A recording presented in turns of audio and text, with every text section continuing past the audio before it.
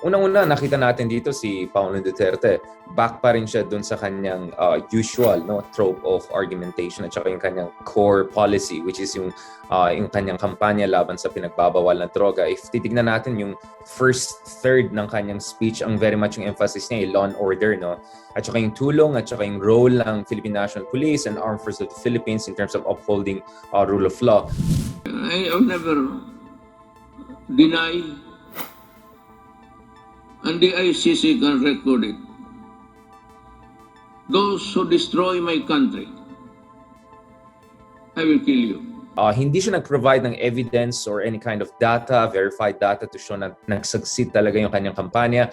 But the president was very defiant na tama yung ginawa niya. In fact, sabi niya, he never second-guessed yung what-ifs kung hindi niya nagawa ito or hindi niya nagawa yan. Very strong din siya dun sa kanyang populist anti-oligarchy or anti-cartel, nung term niya cartel kind of policies na claim niya na under his administration, he went against oligarchs and big businesses na nag-cheat sa government, na hindi nagbabayad ng buwis, hindi nagpo-provide ng effective services.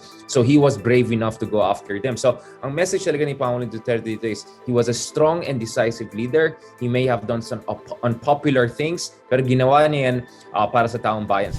I am a Filipino and I love my country.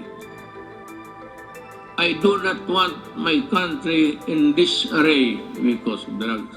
Na-mention niya yung freedom of information law, but walang masyadong follow-through by the president na how exactly it's being implemented, how exactly it's creating more transparency in government.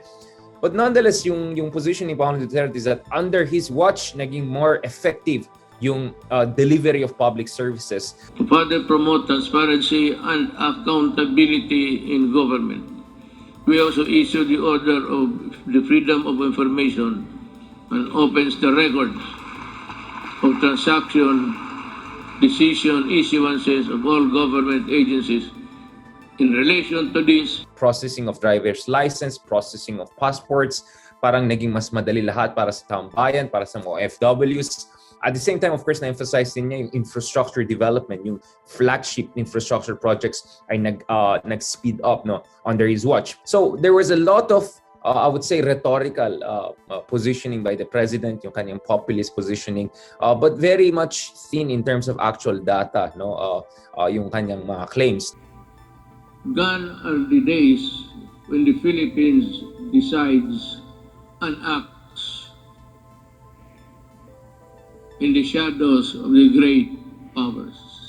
Well, the president emphasized na independent yung kanyang foreign policy. Sinabi niya na ang Pilipinas ay hindi magiging subservient sa mga iba't ibang bansa, mga superpowers, very much defending China. And then of course, back to usual arguments si Pangulong Duterte na yes, I mean, na-assert ko na yung arbitration award, but at the same time, wag natin masyado i-assert yung claim natin against China because, we don't want a suicidal war, How can we fight China?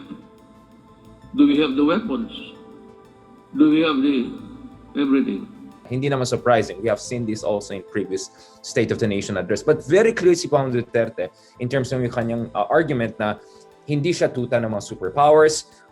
He's friendly with China, but he's still his own sovereign leader. Pagdating sa pandemya, of course, yung argument ni Pangulong Duterte was that everything was going well until nagkaroon ng pandemic. But huwag natin kalimutan, yung debt natin ay lumalaki over time under President Duterte, even before the pandemic.